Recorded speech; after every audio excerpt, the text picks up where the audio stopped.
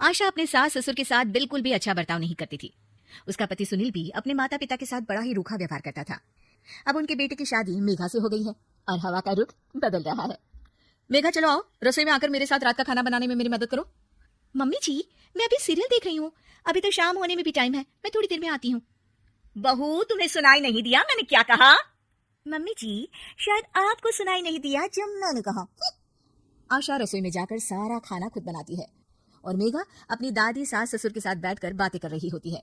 आशा को बहुत गुस्सा आता है। आशा मेघा के पास जाती है और उसे बुरा भला कहने लगती है। कैसी बहू हो तुम? सास खाना बना रही है और तुम यहाँ गप्पे मार रही हो। सासू माँ और ससुर जी को तो कोई काम नहीं होता, वो तो फ्री है, पर तुम्हें तो कल है ना। ये सुनकर मेघा भी आशा से बहस करने लगती है।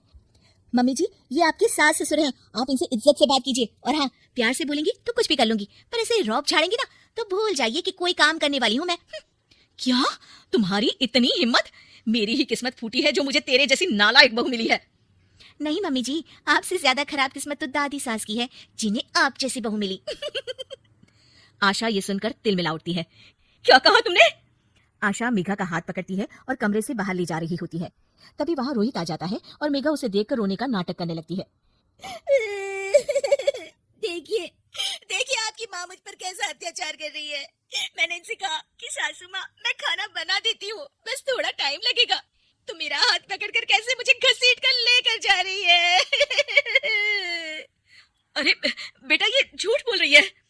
बस करो माँ, मेघा कभी झूठ नहीं बोलती और मैंने अपनी आंखों से देखा है कि कैसे आप उसका हाथ पकड़कर उस पर अत्याचार कर रही हो। अरे बेटा, मैं तुम्हारी माँ हूँ, तुम्हें मुझ पर विश्वास नहीं है? मेघा मेरी पत्नी है, उसका मेरा साथ तो जीवन भर का है और मैं उसी का साथ दूंगा। गलती आपकी है, आप ही सुधर जाइए माँ। तभी वहां सुनील आ जाता है। ये किस तरह से बात कर रहा है तू अपनी माँ से? पापा, आप तो रहने ही दीजिए, दादा दादी से आप किस तरह से बात करते हो देखा है मैंने। चलो मेघा। रोहित और मेघा वहां से चले जाते हैं। इस डायन ने तो मेरे बेटे पर कुछ जादू कर दिया है, देखो कैसे अपने माँ बाप से बात कर रहा है। एक दिन रोहित सुनील के पास आता है और कहता है, पापा, पिछले महीने आपने जो ये अपने कमरे के लिए नया एसी लिया, मुझे बताया क्यों नहीं? अरे इसमें तुझे क्या बताना? आपको बताना चाहिए पापा, अब मेरी शादी हो चुकी है, खर्चे बहुत हैं, आप तो रिटायर हो गए हैं, मेरी कमाई पर घर चलता है तो हिसाब तो रखना पड़ेगा ना। और वैसे भी आप लोगों को एसी की क्या जरूरत थी, पंखा ही काफी था आप लोगों के लिए। आशा को याद आता है कि कैसे उसने अपने सास ससुर के साथ बुरा बर्ताव किया था। ये सब हमारे ही कर्मों का नतीजा है। हमने सासू माँ और ससुर जी के साथ कितना बुरा बर्ताव किया, इसीलिए हमारे बहू बेटे भी हमारे साथ ऐसा कर रहे हैं। तुम सही कह रही हो आशा, हमने माँ और पिताजी के साथ बहुत गलत किया। रोहित उनकी बातें सुन लेता है और खुश हो जाता है। मेघा, मम्मी पापा को अपनी गलती का एहसास हो गया है। ये तो बहुत अच्छी बात है, मतलब अब हमें ये नाटक खत्म कर देना चाहिए। नहीं, बस एक आखिरी बार नाटक और करना होगा ताकि ये दोनों दादा और दादी जी से अपने किए की माफी मांग ले। अगले दिन सभी हॉल में बैठे होते हैं, तभी रोहित और मेघा वहां आते हैं। मम्मी, मैं सोच रहा था, मतलब मैं और मेघा सोच रहे हैं कि। मम्मी जी, ये कहते हुए जरा शर्मा रहे हैं, मैं ही बता देती हूँ। हम सोच रहे थे कि आप दोनों को वृद्धाश्रम भेज दें।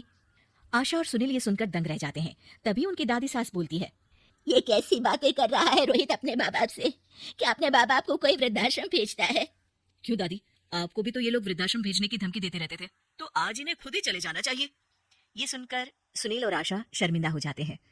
तू सही कह रहा है बेटा, हमने अपने माँ बाप का ख्याल नहीं रखा।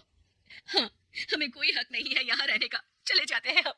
हमें माफ कर दीजिएगा सासू माँ और ससुर जी, हमने आप लोगों के साथ बहुत गलत व्यवहार किया। हाँ माँ जी, पिताजी, हमें माफ कर दीजिएगा। ये देखकर रोहित और मेघा खुश हो जाते हैं। आप लोग कहीं नहीं जाएंगे, आप लोगों को वृद्धाश्रम भेजने का मैं सोच भी नहीं सकता। ये तो मैं और मेघा नाटक कर रहे थे ताकि आप लोगों को अपनी गलती का एहसास हो। आशा और सुनील को अपनी गलती का एहसास होता है और वो सब एक खुशहाल परिवार की तरह रहने लगते हैं।